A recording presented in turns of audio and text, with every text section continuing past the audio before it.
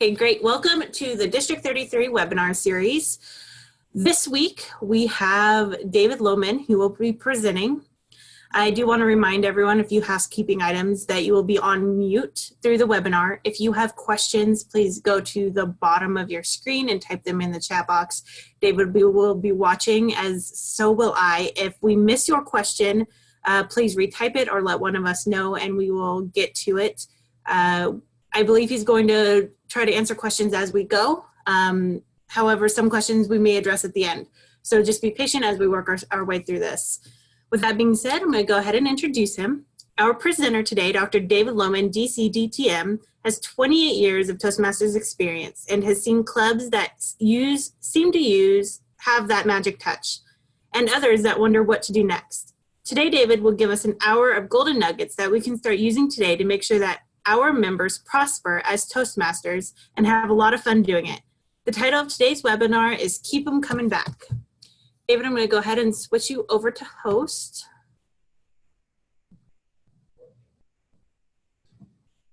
And I'm going to mute myself and you are good to go.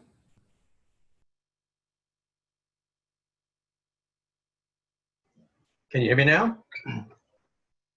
Sounds like we're ready to go. Hello, everybody. Welcome. I'm glad to see you all there, or glad to see that you're all here anyway. Today, we're going to be talking about how to put together a really good meeting. And sometimes we talk about putting these meetings together. I'm not talking about just the protocol, because most of us know what the protocol is to putting a meeting together. We know that the basic three things that we need to have is a speech, an evaluation, and a table topics. We know how that works. What I'm going to do is I'm going to try to put some of the behind the scenes things, some of the philosophies, some of the ideas about why we do what we do, so that we can keep people from coming back. You know, it seems like no matter how much you get prepared for these things, you always forget something. It looks like I didn't do my hair just quite right, but we're going to go ahead and just do this anyway. So anyway, we're just going to take a look at this. You know, one time I was told that, did you know that McDonald's, I don't know if this is true or not, but I was told that McDonald's doesn't spend a whole lot of their advertising dollars anymore on getting new people to come into their restaurant. I didn't know that. What they do is they spend their time and they spend their money trying to get whoever's coming into the restaurant to spend more money and buy more things while they're there. So what we're going to talk to you about today is, once we get the people into our meeting, and I'm going to talk to you a little bit about later about getting people to your meeting too, but once we get them there, how do we get them to keep coming back? That's the important thing, because if we keep them coming back, we're going to be more prosperous. We have something called the rule of thirds in Toastmasters. We know that about a third of the people that come into Toastmasters, they're going to be on fire. They're going to be so committed. They're going to be officers. They're going to go out there and participate in every contest they can. They're just going to be there, and they're going to be there till they die. About a third of them, they're going to be happy to be in Toastmasters. They're going to enjoy the meetings. They're going to come and go, though. You'll see them for a while, then they'll leave. Sometimes they'll come back, but they're going to be there, and they're going to be participating. They're good members. And then there's that last third that just doesn't really seem to be sticking by. They come in there, they're kind of curious in the beginning. They think it's fun, so they stick around for a little while, but then they're gone. You don't know where they are. So the idea is we want to try to make sure that we can do everything we can to get people to stick around longer and to keep coming back. And also, we have to, using that rule of 1/3, keep an idea that what we want to do is make sure that we're replacing at least a third of our membership every year, that we have plans to do that. Not only do we have plans to do that, but also to grow. So we want to bring in new membership greater than a third of what it is, because we want to get our membership up to at least 30. And there's reasons why, and we'll talk about that in a little bit too. Now, most of you already know the answer to this question, but the question comes up, why do people come to Toastmasters meetings? Because we know that everybody is just deathly afraid of public speaking. When you go out there and you tell people, yeah, I'm in this Toastmasters club. Well, what is that? Well, that's where we talk about public speaking. We teach you how to give speeches. And they go, oh, I'd rather die than do that. You know how we get that all the time. So what is it that does bring people to Toastmasters meeting? Well, we know, if you've been paying attention, that the #1 reason that people come to Toastmasters is for fun. They think that the meetings are fun. And so we're going to talk about making your meetings fun today. Then the second most important reason that people keep coming back is because they want to hang out with their friends. So that tells you that the most important thing to do is to get all of our members to keep inviting their friends to come. And if you can show their friends fun while they're there, well, you got things going. And the third thing is you find these people that are actually interested in learning how to become a better speaker and a better listener and a better leader. Once you get the people that want to have fun, they want to hang out with their friends, and their friends are there, and they want to be learning, well, you got the trifecta, and you should have people that are going to stay there for a long, long time. So today we're going to talk about a lot of different things, though. We're going to talk about vision. We're going to talk about how you got to communicate that vision all the time. You got to be listening to the people. You got to develop a culture of leadership. You got to make sure that that vision is out there. Every time that you start a meeting, though, that vision's got to be out there in front. We're going to talk about training and support of leadership. We're going to talk about how to set up a meeting. We're going to talk about roles. We're not just the roles of the officers, but the roles of everybody that's in the meeting, and how that all comes together to keep people coming back. We're going to talk about the mentor program a little bit. We're going to, surprise, surprise, talk about the functionary positions, because those functionary positions, even though they seem like, okay, I'll do it, I'll be the all counter today, these functionary positions all the way down to the all counter all have something about leadership. There's a leadership component to every single one of them. And we're going to talk about that a little bit too. And then we're going to talk about the idea of growth. So we're going to go in kind of a haphazard order here, because I think that if we go with the extreme of consciousness, I think we'll be able to answer more questions. And as you have questions, by the way, just go ahead and put them in the chat there. We'll try to answer your questions as we go along. Some of them we might have to wait just a little tiny bit, but we'll try to get everybody's questions answered. So let's talk about it. When you come to a Toastmasters meeting, what's the first thing that you notice? Well, you take a look around, you notice the room. Before you even notice the people, you're going to notice the room. And how many times have you walked into a Toastmasters room and you noticed that every single chair was filled? How many times have you walked into a Toastmasters room and you found out that most of the chairs are empty? That happens too, hopefully not too often.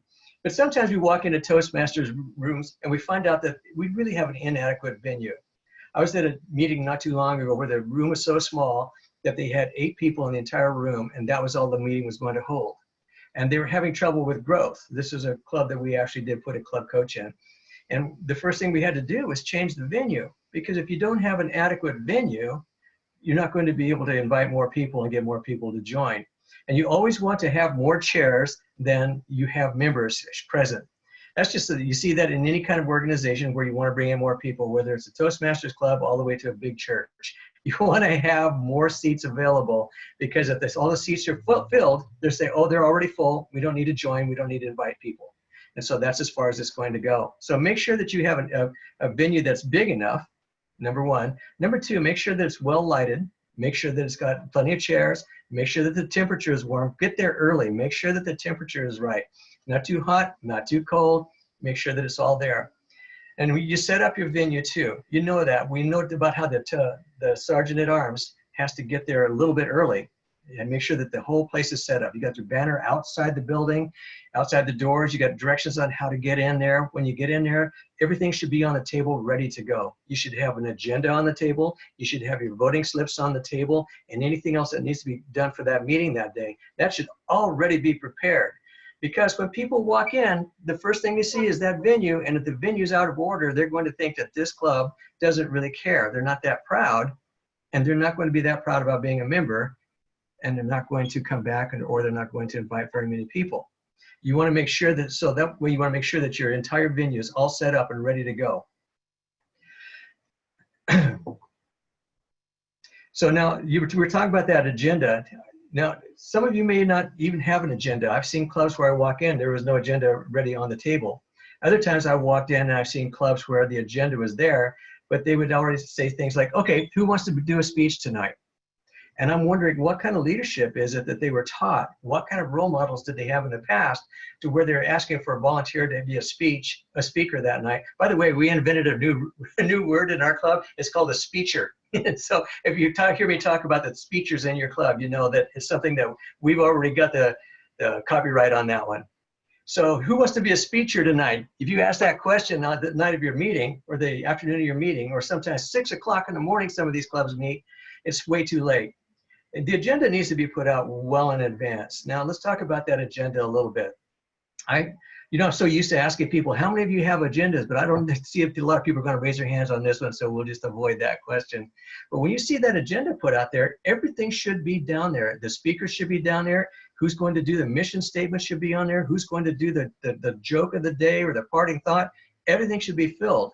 If it's not, then we can come back and do it. But the only reason it shouldn't be is because somebody didn't show up for the meeting or somebody at the last minute called and canceled. So we need to make sure that that agenda is completely filled in, ready to go before we start the meeting, and it's on the table. That way it looks all professional. Something that's really nice to have on an agenda that a lot of people don't think about is right beside all the different things that you're going to be doing when you get into the business meeting, when you get into the speakers, when you get into the table topics, when you everything, you should have time where you're going to be going into that part of the meeting. So you know you're staying on time, because we're going to start developing time consciousness, not just for the Toastmaster, but for everybody in the entire club. So when we start seeing our agenda and we start taking a look at the clock on the wall, we start taking a look at the time on a paper, we start learning, stay on time. Time consciousness is so very important. And that's one of the ways that we develop that in Toastmasters, is making sure that it's written on that agenda with all of the jobs that you're going to be doing that day. If we have that there, you'll be surprised at how people will become, they're going to notice it when we're too late. When we start to go over and table topics, for example, they say, no, we don't have time for anymore. And everybody wants to chip in and say, it's over, it's done, because now everybody's time conscious. Well, why is it that we do that? And I know that you are probably all experienced Toastmasters, but just in case some of you are new, let's go over that. Time consciousness is so very important, because when you go out there for the rest of the world, notice I didn't call it the real world, because I think Toastmasters is the real world. But once you get out there and you go into the rest of the world and you're going out there to give speeches, or you're going out there for any reason whatsoever, if you go over in your time allotment, you're not going to be professional. You're not going to be invited back. And it's going to look bad on your branding for your Toastmasters, because most people know that you are a Toastmaster. So let's say that you go to a lunch meeting and you've got 15 minutes to give your speech. So you give your speech, but you keep going. You go, well, this is so important, I'm going to keep going. And you go to 25 minutes. Oh my gosh, what if they had a bunch of awards to hand out that day? And then when you finish your speech, now they don't have time to hand out the awards, or if they do, they're going to go late. So most of the people have to leave and go back to work. So they miss the award ceremony, and it's all because of you. Now, Toastmasters had a really big, important person come and give a speech to one of our big events one time. And I'm not going to tell you his name, but his name rhymes with Bobbins.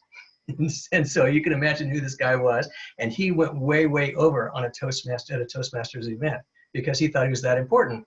Well, Toastmasters let him know when he's finished, that's not what you do. And as far as I know, he hasn't been invited back to any of our major events. So that's another thing. Keep that in mind. Always keep that in mind. It doesn't matter who you are not more important than the timing of your meeting.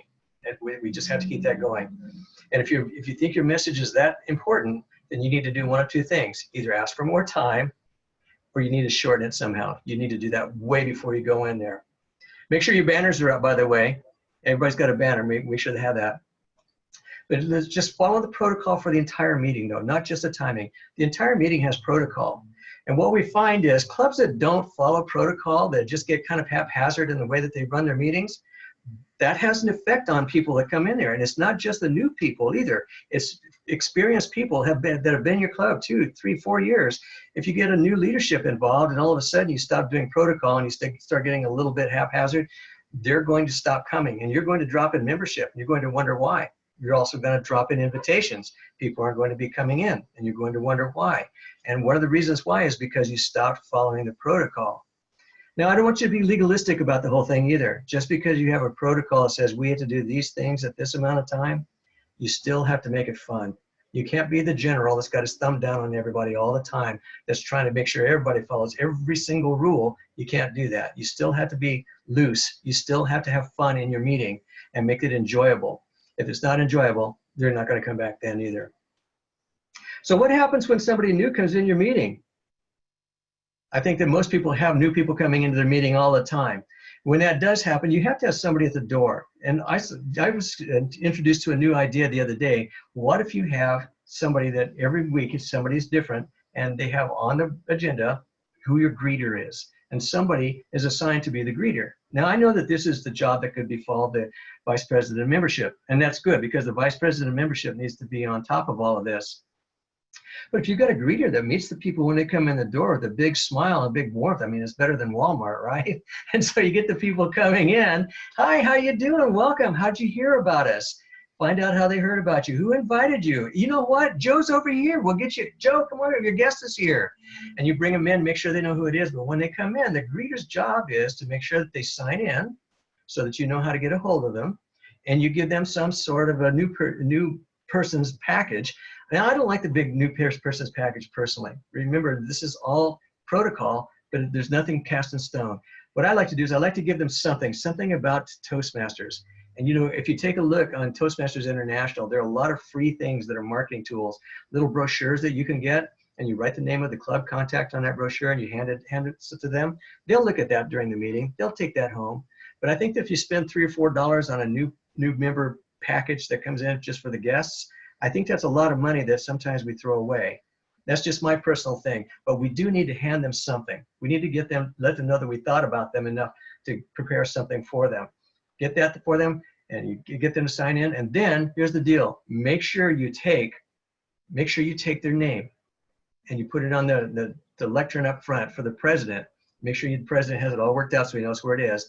The name of every single guest that comes into the room, because when they start the meeting, the president wants to welcome the guests. So the greeter does 3 things: greets them, and make sure that they sign the book, and they give them something to hand out, and they take their name up to the president. And then you do a handoff to somebody. Make sure you hand off to another guest, and everybody in the club needs to know how to treat a new guest.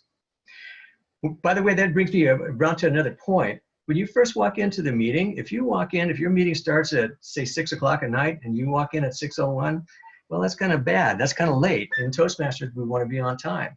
If you come in at 6 o'clock for a 6 o'clock meeting, you're still late. You need to be there in your seat and ready to go at the starting point of the meeting. If you can get there 10 minutes, though, you're going to do something called working the room. Now, how many of you probably all heard about working the room. Working the room sounds like something that a salesperson would do, right? But in Toastmasters, what we're trying to do is we're trying to learn how to self-improve. Everything's got to be about bettering ourselves. Working the room just means going out and meeting more people and doing it with confidence. And it's so simple. If you start doing that by coming to Toastmasters meeting, most of the people in the room you're already going to know. You just walk around the room and shake hands with all of your friends and say hello to them. If it's a new person, say, "Hi, my name's David Lohman. What's yours?" Well, you don't say your name's David Lohman. I say that. You tell them your own name, and then have fun. Get to know them a little bit. Meet them. Ask them how they heard about Toastmasters. That's great. Fantastic. And then say, "Hey, by the way, do you know?" And then hand them off to somebody else. Make sure that everybody gets to meet that new person, and make sure that you shake hands with everybody in that room.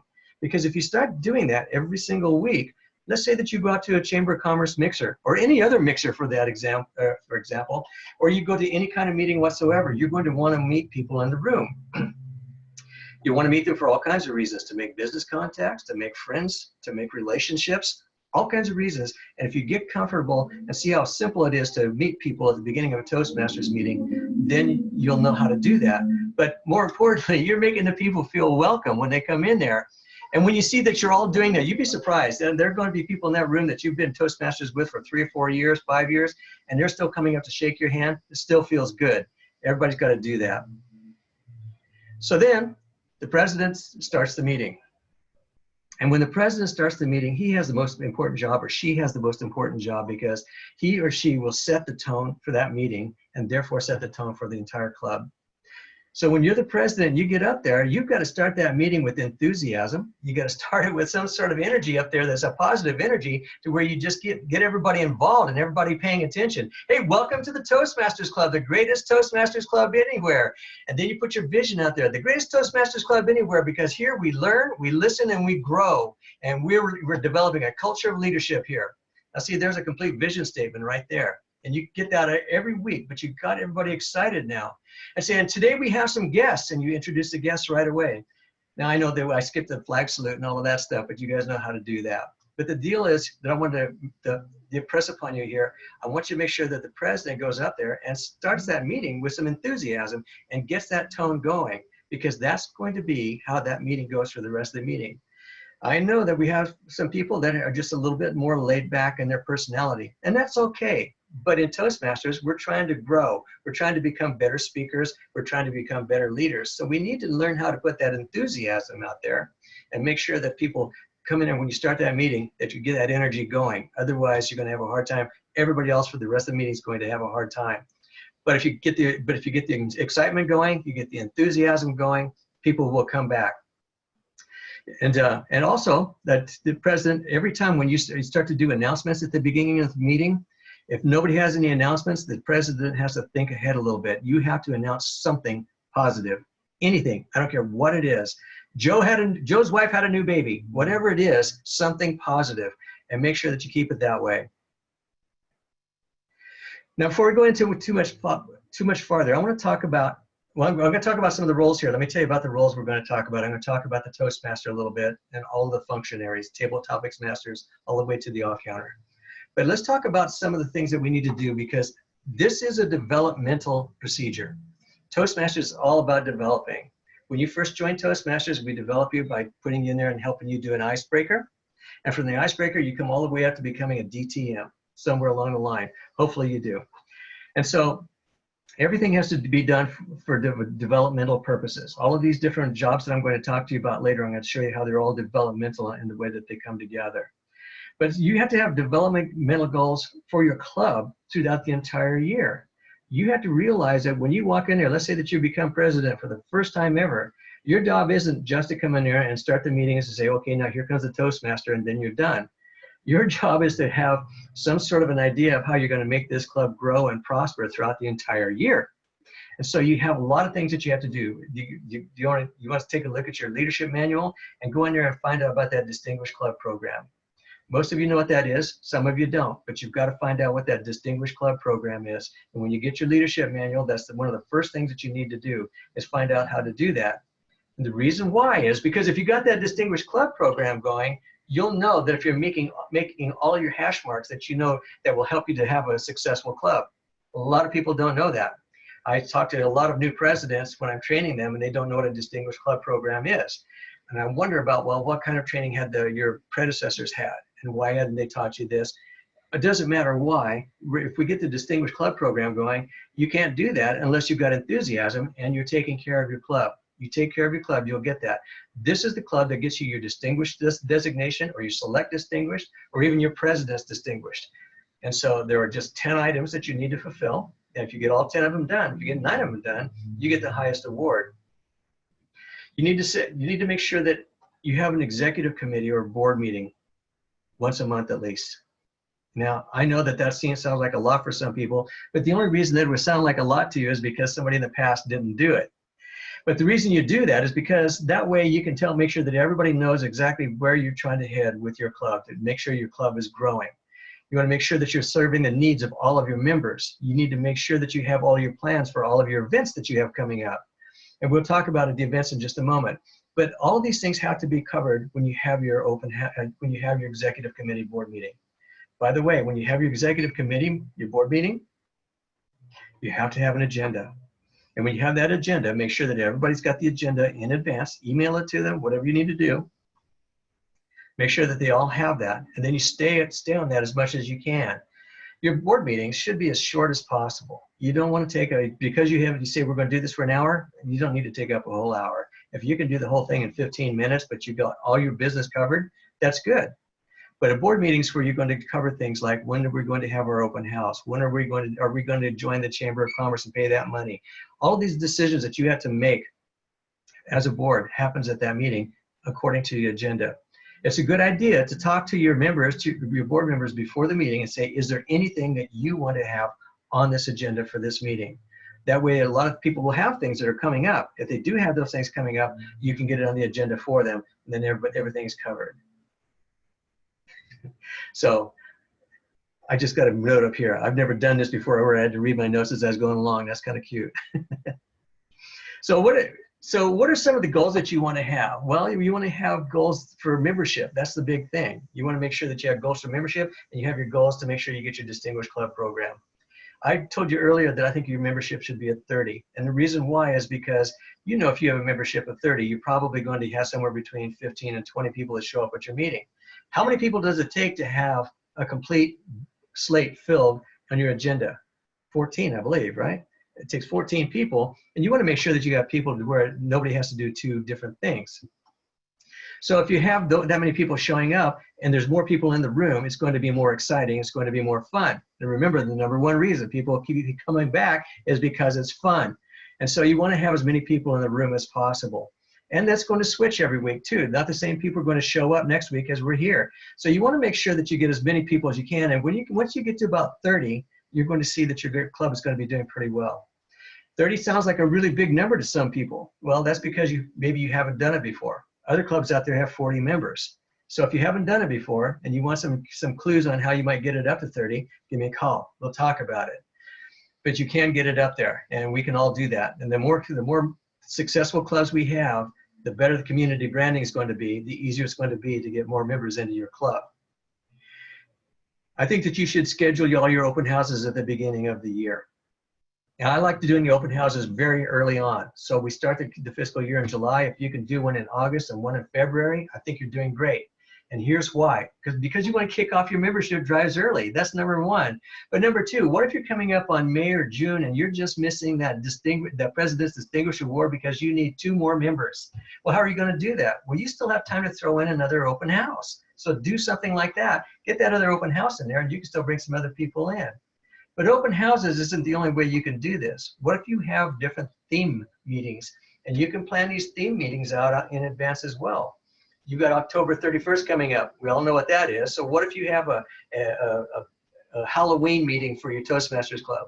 What if you have a Thanksgiving meeting for your Toastmasters Club? You've got Christmas, New Year's, you've got Valentine's Day. All of these different meetings have the opportunity for a theme meeting that you can actually go out there and promote through your social media and through any other method that you have to get people to come in and start doing these special meetings all the time. Because when you do special meetings, what are they? They're fun, and your friends will come. So you're having fun with your friends, and you're still going to be doing all the things that Toastmasters do. You're still going to have your speakers, your evaluations, and your table topics. So everything's going to happen. The learning's going to happen too. So there's your trifecta, and you can get more people coming in just because you schedule these events. But always remember, when in business, every year, twice a year, I take a look at my schedule because I want to upgrade it all the time. But I always do my advertising plans for the entire year.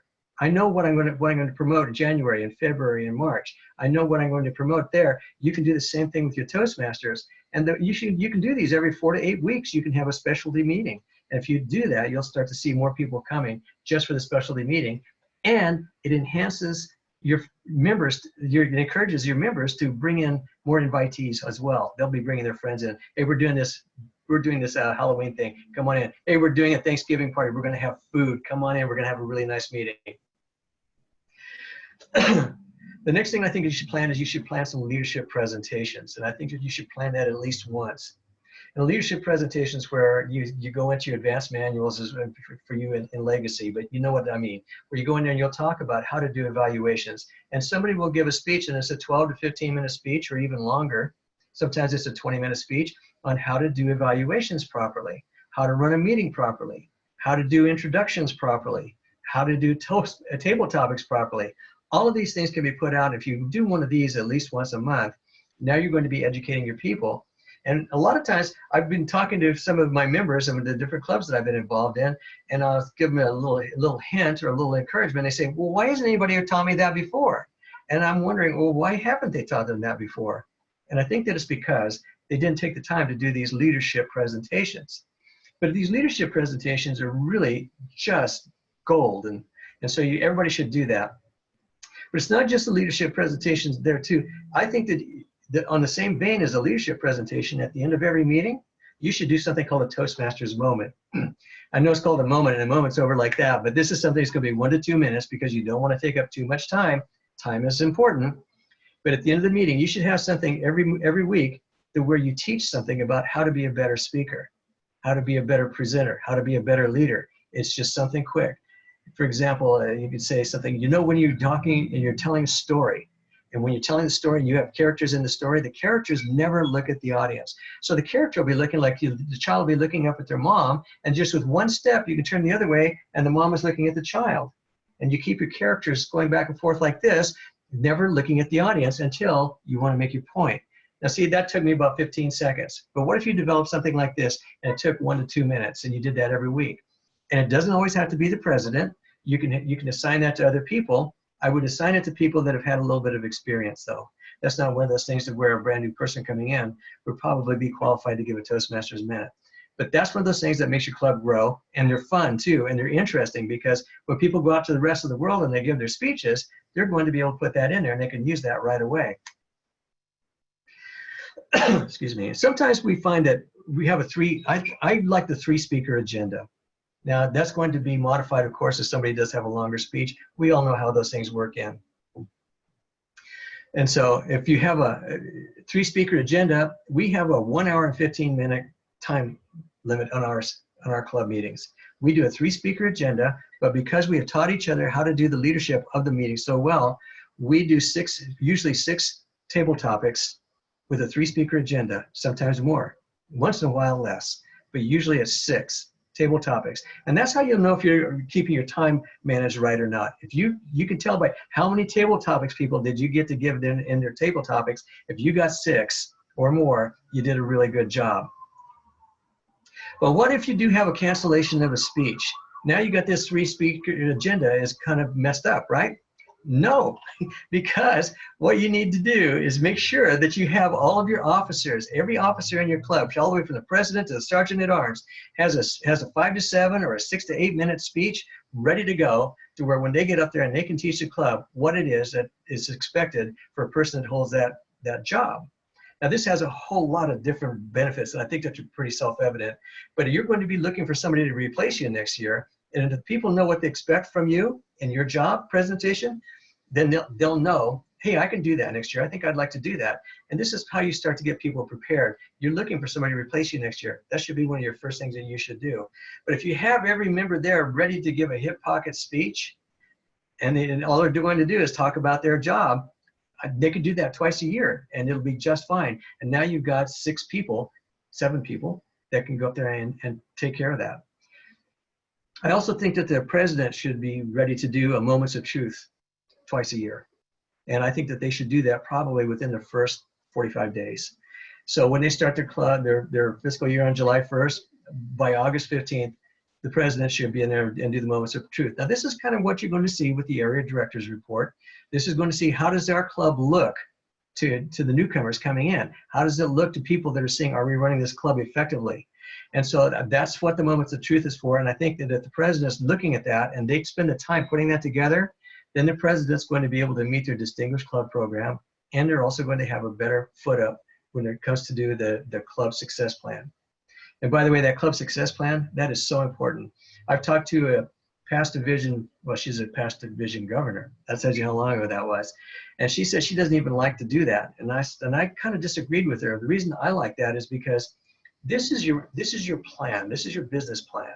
This is how you know you're going to put everything together. This is how you're going to market your club. This is going to be how you develop your club. It's going to be how all of your members get to meet their goals. It's going to be how you know when you're staying on top of all those goals. It takes a little bit of time to put this together.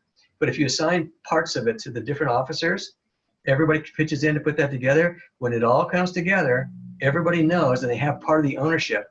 And if you got ownership of your club, if all of your officers have ownership of their role and ownership of their club, your club can't help but be successful. Next thing I want to talk to you about is make sure that you develop and install a mentor program. Now, if you have a guest coming in, or if you have a new person coming in and you put a mentor program in place, and everybody needs help. Now, how many people remember their icebreaker without a mentor? You walk up there and you don't know what to do, and a lot of people just go up there and they just wing it and they're fine. But most people will get up there and they don't know what to do, and they just stumble and they're nervous as can be. But if you come in there and you work with them, if you just work with them for 5 minutes and tell them, hey, it's easy, tell a story about your wife, tell a story about your husband, tell a story how you met, whatever story they want to tell, make it easy, make them comfortable, give them 3 or 4 pointers about how they go up there and face the group. If you'll do that, they'll go up there with a lot more comfort, and then after it's over, the mentor is just right there saying, you did such an awesome job, and then you just go out there and you teach them how to make sure that they're going forward. You'll see that once you get that mentor program in place, that everybody's going to prosper more. You're going to learn. It's going to be more fun, and then they become mentors. So you have to find a mentor, and then pretty soon they become a mentor. And once they become a mentor, guess what they do? They own their club. Once they own their club, they're going to stick around. They're going to keep coming back. You know, when we were talking earlier about that, I said, did you guys count that? I'm going to stop. I'm going to put that one. I'm going to put a patch mark on there. I got it. I'll put that right there by where I put there where I didn't comb my hair right. When you're doing your agenda, we want to take a look and we want to make sure that we know what the next week's assignments are going to be. Now, a lot of people wait for the end of the meeting. They'll say, who wants to give a speech next week? Now, a lot of you probably belong to clubs that do that. Who wants to do a speech next week? Who wants to be Toastmaster next week? Folks, if you have this thing 2 weeks out or to a month out in advance, we do ours in our club 2 months in advance. And the reason we do it 2 months in advance is just so that we can see that you're going to get a chance to do everything. And you'll know when you get to be a speaker, when you get to be Toastmaster, when you get to be table topics master, when you get to be an evaluator. You'll know that way, way, way in advance. And when you're going to go on vacation in 3 weeks, you can say, wait a minute, we need to make a change here. I'm not going to be here. All of that's going to be in there. So you're thinking, some people might be thinking, well, what if people don't know that I want to give a speech in 4 weeks? Don't ask them. You don't have to ask people when they want to give them a speech. If you know what their goals are and you know how often they want to speak, or you know how often or how fast they want to progress, put them in the schedule. You just assign them on the schedule. Make sure that they get a little bit of everything so that they can do everything, and make sure they get all of their goals, and make sure that everybody is included, and just put it there. If they can't do it, they'll tell you. But if you're waiting for volunteers, nobody's going to do anything. Nobody's going to make their goals, and you're not going to get distinguished. And people are going to be coming back because they're thinking, well, if it just is real haphazard, if I want to do it, I can. If I don't want to, I don't have to. Well, they're going to look at that like, well, we're not going to really do any growing here. We're not going to do any learning.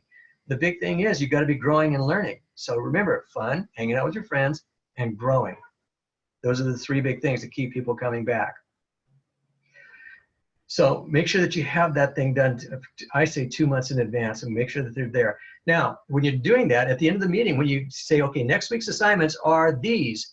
And so you say, Leslie, you're going to speak next week. Clarissa, you're going to speak next week. And Steve, you're going to speak next week. And remember, if you can't fulfill your job, it's your responsibility to find a replacement for yourself. So this is part of leadership, and you need to put that out there, because what this will do is this will stop you from finding people missing their speeches as much, and they will put that out there. Now, people are going to be really weak at this. I'm just going to tell you right off the bat, they're going to be weak at it. But if you start getting to expect that they have to take responsibility for themselves, they'll start doing that, or they'll start taking a look at their schedule a little bit better, and they'll say, oh, wait a minute, I'm not going to be here the first week of October. I need to do something about that. Say, can we find somebody else? And I say, if they know 2 weeks in advance that they're not going to be here, let the VPE find somebody to replace them. But if it's in that last week, if it's next week's assignment and you're not going to be here, you need to find somebody to replace yourself. That's part of leadership. That's part of being an adult. But you don't say that, but it is part of leadership. So teach them that it's your job to replace yourself, and you need to let the Vice President of Education know. What we do in our club, and I've seen this happen in some other clubs too, is we put out a thread as well. Say, please confirm your roles for this next week.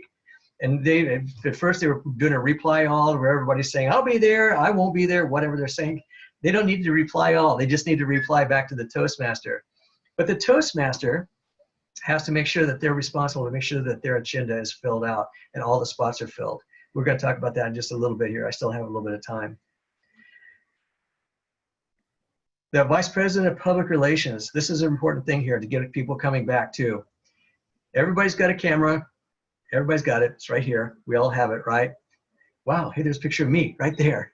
And so what we need to do is we need to take that camera. Whenever somebody gets up there and they're giving a speech and they're doing a good job, take a picture of them. When somebody wins a ribbon at the end of the day, take a picture of them. When you get 3 people that won the 3 ribbons, get them up there, and they don't have to be just standing there with the ribbon like this. They can be standing there just making funny faces. I don't care.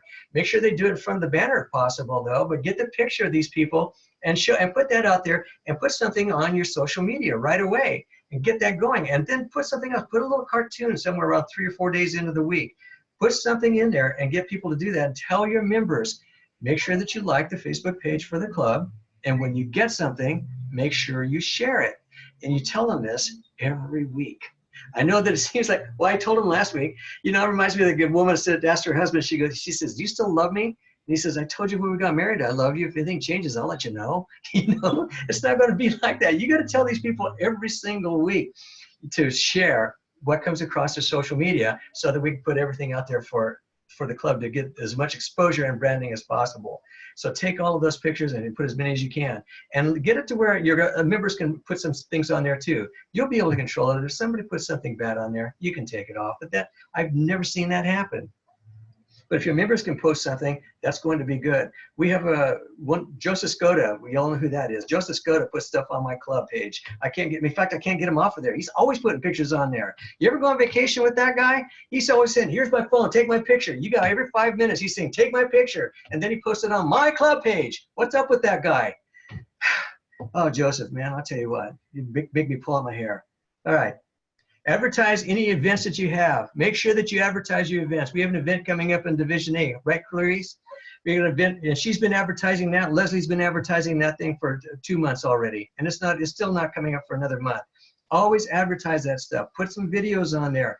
Just say something. Get some videos of your club members. Why are you in Toastmasters? And you just get your phone there, take a video of them. By the way, when you take a video, turn it this way. That way, when you take the video, you don't get those little black bars on the side of your picture when you put it on Facebook and stuff. Make sense? And so make sure that you go landscape, not portrait. And that's going to help you. So, but anyway, advertise everything as much as you can. It's free, folks, and it's great. We do go to meeting. We do all of those things. It's pretty cool. Okay, so we talked about, let me go over here. Let me look at my notes. When you do get, when somebody comes to a meeting and they're a guest, at the end, you got to invite them back. At the end of the meeting, you ask them, what about your guest comments? Anybody have anything they want to offer? And then find out how they like the meeting. And then the question that you always ask them is, hey, do you want to join? You ask them a better question. Say, what can you see Toastmasters doing for you? And once they answer that question, then they own it. Then you can ask them, would you like to join? If you have all of your applications already done out for each month, where all the numbers are already in, where all you have to do is just reach in there, grab it, and the month is already done, that helps as well. But you don't have to do that, but that's one of the tricks that I do. So I like that. But so you ask them, what is it that you can see Toastmasters doing for you? And then say, well, would you be interested in joining? And then don't push, because you can't push a rope. You just invite them, just keep the door wide open for them. The president should always follow up with a call, especially if they do join. You always got to do that. Okay. Let's talk about the newbies again. Now, we all know what a newbie is, right? That's a new person that just joined. President should call them right away. Got to make sure that they feel comfortable being in the meeting, and you do that just by saying hello to them and remembering their name. Always remember to shake their hand when they come in the room, especially in the beginning. But always shake the hands of every member when you come in the room. Tell them, say, this is a place where you can come in here and you feel safe to make mistakes here, because we all do. No matter how long you've been here, you're going to make mistakes.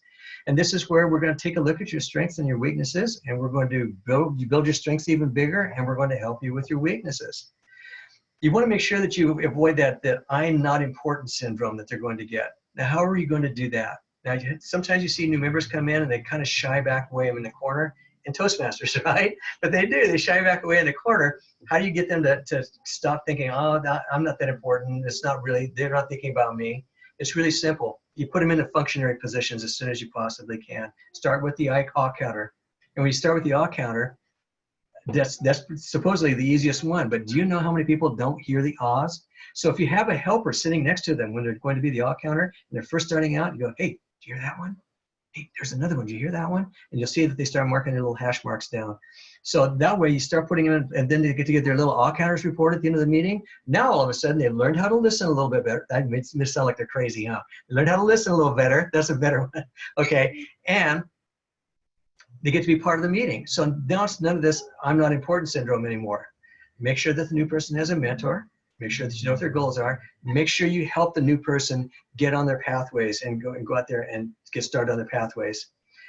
Get their icebreaker set up as soon as possible. It's critical. You need to make sure that they do that icebreaker very, very early on, because if they're just sitting back and waiting, they're not going to feel like they're part of it. They're going to hesitate. They're going to just procrastinate, and it's not going to help them become better members. Get them into a new member orientation. A lot of clubs don't do this. You should do a new member orientation meeting to where you just talk to the 5 guys that came in the last 2 weeks and say, when's good for you? We got Thursday afternoon or we got Saturday morning. What's better for you? Meet someplace over a cup of coffee and go over what it takes to be a Toastmasters member. It's really easy to do. After they've gone through, now when you start to, when the when the vice president of education starts to give them these different roles that they're going to do at the meeting, it's important that they do some of their minor functionary roles first. And then when they do the first role that they get to where they actually start to run the meeting, that would be the table topics master, because that one takes less planning. It's a lot easier to do, and they get out there and they can make a whole lot of mistakes without any kind of problem. And so that's your first chance where they're actually running a meeting. After they do that, then you can put them in as a general evaluator, because now here's a position where you're managing your evaluation staff.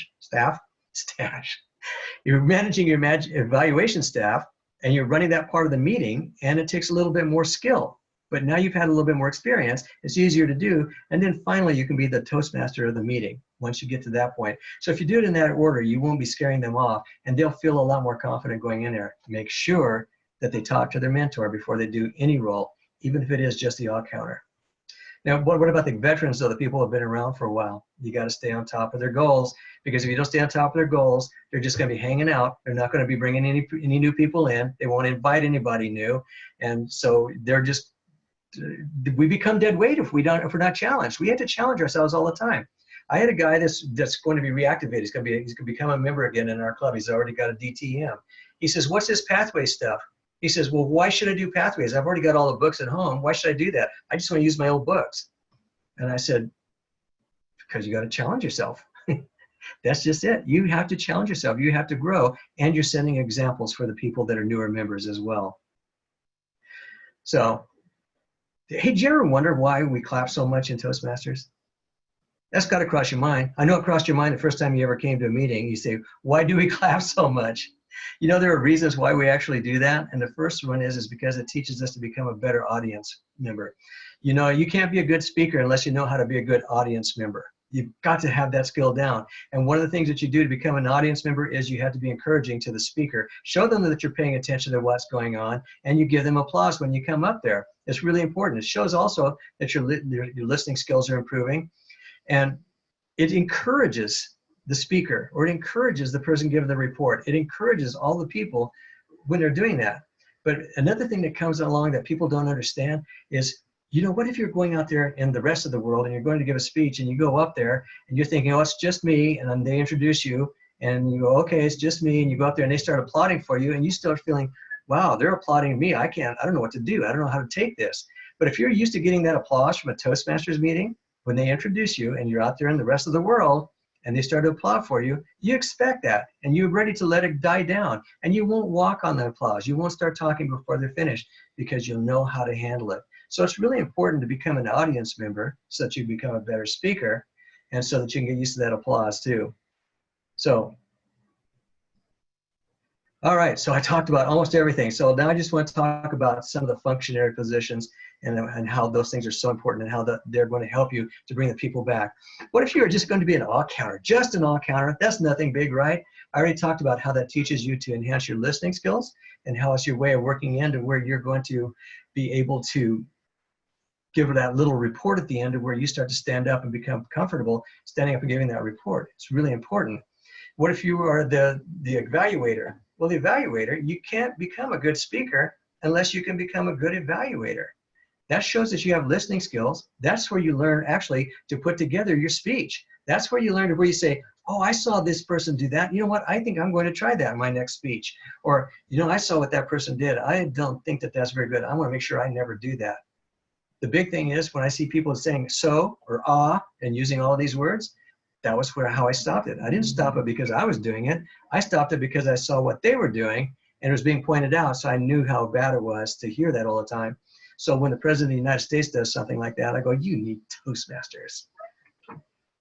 So then you got your evaluation. Do you realize that the general evaluator, most of the time they get up there and they start talking about the speakers? Do you know the general evaluator is not supposed to do that? General evaluator is supposed to talk about the way that the meeting is run. They're supposed to talk about how the Toastmasters is doing their meeting, and they're supposed to talk about how the evaluation staff has done their job. They're not supposed to talk about the speakers, because the speakers are done by the evaluators. And the evaluators are supposed to talk about the speech, the way that it was put together and delivered. They're not supposed to identify with it and say, "You know, I like the way you talked about your 3 kids, because I have 3 kids too," and then you go off and talk about the picnic you had with your 3 kids, and you want to show that you spent 2 minutes identifying with that that speaker. You didn't help them become a better speaker. And so what you want to do is you want to help them by showing what they did extremely well. Now, I know that we do the sandwich method in Toastmasters. I understand that, and that's really good. So you want to start with something positive, and then maybe something to help them, and then end with something positive. But I'm going to tell you, if you spend more time dealing with what they did well and getting them to develop what they did well, all that stuff that they didn't do well, that's going to come together. Make sure you spend a lot more time developing what they're doing well and getting them better and better what they do so well already. And so that's for there. Now let's talk about table topics. Table topics is one of those things, and boy, this is my last one, guys, and I'm just right on time. I'm so happy about this. So table topics, when you're the table topics master, you should have all of your questions written out before you come to that meeting. If you don't have the table topics written out, then you're going to be really just looking for something to say. And you should have 20 questions out there. Now, I know that you're not going to do 20 questions, but the thing is, what if you do 10 and you're only expecting 6, and but you only wrote down 4 questions? You're already in trouble. So you want to make sure that you have a lot of questions out there with a space between each question for names. You take a look at the agenda as soon as you walk in the room. Now, the people that have speaking roles, don't put their name down until last, at the very end. So you have members that have no functionary roles whatsoever. Those are the first ones. And after you've done 1, 2, or 3, then you can ask your guests if they would like to participate. Don't force them, of course. If they want to say no, let them do it, and make it easy for them to say no, because they are guests. You want them to feel comfortable, but give them the opportunity, and then you can let them come along as well. Now, I know that most of you already know this, but some of you are new. But here's the thing that I see that happens in table topics that I really want to suggest that all of you put this in. When you start to ask the question to the entire club in its entirety, the whole question to the whole club. Then pause, and then pick on somebody. Rick, can you answer that question? And that's how you do it, just like that. Because if you do that, then everybody feels that, you know, that feeling you get when they call your name, you're thinking, oh my gosh, how am I going to answer this? And you start to freeze up or whatever happens. No matter how long you've been at Toastmasters, you know, there's still that little tiny thing in the background that goes, oh my God, it's my turn and I got to stand up and I got to do this. The whole club needs to feel that, so that we all get those creative juices flowing with every single question, that we all know what that feels like, so that we're all prepared to stand up. So if you come up there and you say, okay, Mike, here's my question for you. Well, everybody else is just sitting around there waiting to see what Mike is going to do. But if you sit there and you ask a question, and at the end of the question you pause, you look around the room a little bit and you say, okay, Jackie, how about you answering this for us? Then it's going to come, everybody gets to feel that. Everybody gets to grow a little bit more. And then I say put together a little sheet. And at the end of that sheet, I put down at the bottom of the sheet how you get out of Toastmasters, how do you get out of there. You got to know what your timing is, so you know you're coming to the end. And then you go in there for a recap, a timer's report, and call for the vote. And if you can do all of those things, you've successfully done your table topics. If you make the table topics fun and ask them questions that they'll find in their real life, like, you don't want to say, like, what's that last star in the Big Dipper? What does that mean? You don't care about that. Ask them a real question, something that they'll meet in their real life, something to where they actually come out there. So you're going to find that you go to meetings all the time. You're going to go to all kinds of events where people are going to come and they're going to put you on a spot and ask you to talk. This will help you get used to that. And by the way, I just used a word that I wanted to tell you about. All of us have to have a mentor, and you find your mentors in the weirdest places. One of my mentors is Lance Miller, and I don't know if you guys know who that is. He's a world champion of public speaking a long, long time ago. But Lance still comes to all kinds of Toastmasters events, and he is a giver. He is a sharer. He helps people out all the time. And Lance talked to me, and one time he says, stop calling it a meeting. Start calling it an event. Come to the Toastmasters event. We all go to meetings all the time, and we hear meeting, another meeting, another meeting. But if we're going to a Toastmasters event, that sounds like something exciting. So that's all I have to give today, and I want to see if I can read this thing here. It says, guest kind of told us, meeting, we pack up again. Okay, that was just a comment. Okay, good. Are there any questions? I know that was a lot of information. I gave it to you kind of like out of a fire hose. That's the way I talk. I've been doing this for over 20 years. I still do it like that. I can't stop myself. So anyway, thank you guys for all showing up for this thing. I really appreciate it. This is my first webinar to do for Toastmasters, and I had a great time, and I hope you did too. Awesome. Thank you, David. I'm going to reclaim host. Okay, so thank you so much for everyone who has attended. In 2 weeks, we have a webinar coming up with Robin Hall, which I'm really excited about. So look for that going out in the email. It'll also be posted on the district Facebook. If anyone has any questions for David, please reach out to him. It was a lot of information, but it was a lot of really good information. If you need clarification, if you need bullet points, whatever, please feel free to reach out. With that being said, I'm going to go ahead and end the meeting. Again, thank you for everyone coming, and have a good rest of your night. Bye, everybody.